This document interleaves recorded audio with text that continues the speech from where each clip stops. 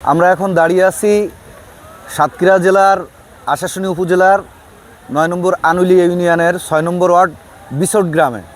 বর্তমান আপনারা এসে যে পরিস্থিতি দেখছেন, আমরা গতকাল ঈদের নামাজ পড়ার পরে ঈদের নামাজ শেষ, আমরা শুনলাম যে অবদা ভেঙে গেছে। আমরা এসে দেখি আসলে এই অবদা ভেঙে পানি ঢুকতেছে লোকালয়ে। এই লোকালয়ে পানি ঢুকতেছে, পানি ঢুকে সমস্ত মৎস্য ঘের আপনারা দেখেন, মৎস্য ঘের সব ডুবে গেছে, মানুষের জীবন জীবিকা নষ্ট হয়ে গেছে। মূলত এই অবদাটা ছিল এখান থেকে আরও 3 কিলোমিটার 4 কিলোমিটার সামনে, কিন্তু ডে বাই ডে বিগত 6 বছর 7 বছরে এই অবদা ভাঙতে ভাঙতে অনেক মানুষ এই গ্রামে বসবাস করতো, তারা উঠে এখান থেকে চলে গেছে, কেউ বা চরে যেয়ে বসবাস করতেছে। কিন্তু বারবার ঊর্ধ্বতন কর্তৃপক্ষের নজরদারি বা বারবার তাদেরকে দৃষ্টি আকর্ষণ করা সত্ত্বেও এই অবদার কাজ হয় না। যদিও হয়, সানবিট সব দিবে সামাল।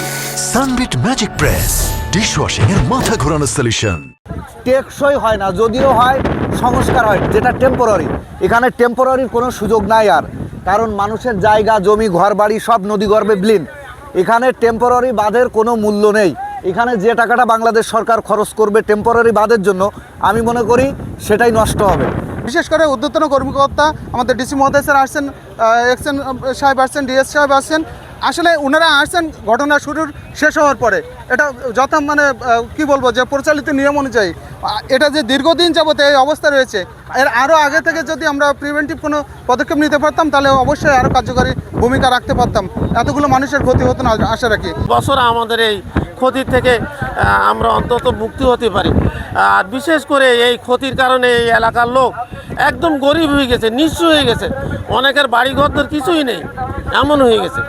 তো আমি আশা করি ডিপার্টমেন্ট বা সরকার এই বিষয়ে টেকসই বেড়িবাঁধের ব্যাপারে তারা প্রয়োজনীয় ব্যবস্থা গ্রহণ করবে। পার্শ্ববর্তী কয়রা উপজেলায় আমি দেখে আসছি, ওখানে ওই কী বলে পাথর দিয়ে, পাথর বলতে হলো ওই যে চারকোনা তোলা যে পাথর, ব্লক ফেলেই ওখানে ভেড়িবাঁধ মানে ভাঙন প্রতিরোধ হয়েছে। আমরা চেষ্টা করছি, এখানে আমাদের পানি উন্নয়ন বোর্ডের সকল ইঞ্জিনিয়াররা চলে আসছে। আমাদের সাতক্ষীরা জেলার যে পানি উন্নয়ন বোর্ডের 2টা বিভাগ আছে, আমি 2টা বিভাগকে একসাথে কাজ করতে বলেছি। খুলনা থেকে সুপারিনটেন্ডেন্ট ইঞ্জিনিয়ার তারাও চলে আসছেন। আমরা সর্বোচ্চভাবে চেষ্টা করছি, পাশাপাশি গ্রামবাসী আমাদেরকে সহায়তা করছে। এখানে 2টা ইউনিয়নের চেয়ারম্যান আছেন। তো আমরা চেষ্টা করছি যত দ্রুত সম্ভব যে এই যে ভাঙ্গন যে জায়গাটা, সেটা আমরা জিও ব্যাগ দিয়ে হোক বা হোক এটা প্রোটেক্ট করি। আমরা যদি প্রোটেক্ট না করতে পারি, জোয়ার আসার আগে যদি প্রোটেক্ট না করতে পারি, তাহলে আবার পানি আমার গ্রামে প্রবেশ করবে এবং বিস্তৃত গ্রাম তলিয়ে যাবে।